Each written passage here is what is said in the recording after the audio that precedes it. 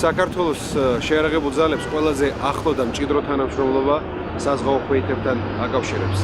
დღევანდელი შეხვედრა იყო ახალი ეტაპის დაწყების და საფუძვლის ჩამყრელი ჩვენს ურთიერთობაში. ჩვენ შევთანხმდით ახალ წვრთნების გეგმაზე, შევთანხმდით იმაზე თუ როგორ გაგრძელდება ავღანეთში ოპერაციის დასრულების შემდეგ ორმხრივი თანამშრომლობა საზღვაო ქვეითებთან და ძალიან მნიშვნელოვანი შეთანხმებები იქნა მიღწეული ამ შეხვედრაზე.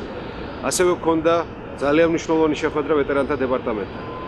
ჩვენ როგორც აღვნიშნეთ, ჩვენი მთავრობისთვის არის ვეტერანთა საკითხები, მათი უფლებების დაცვა, მათი სოციალური უზრუნველყოფა ერთ-ერთი მთავარი პრიორიტეტი. ჩვენ შევთანხმდით ამერიკის ვეტერანთა დეპარტამენტთან, რომელიც არის ალბათ მსოფლიოში ერთ-ერთი ყველაზე ძლიერი ვეტერანთა ორგანიზაცია თანამშრომლობაზე, მათი დელეგაცია ჩამოვა საქართველოში და დაეხმარება საქართველოს ააწყოს ჩვენი ვეტერანთა დეპარტამენტი.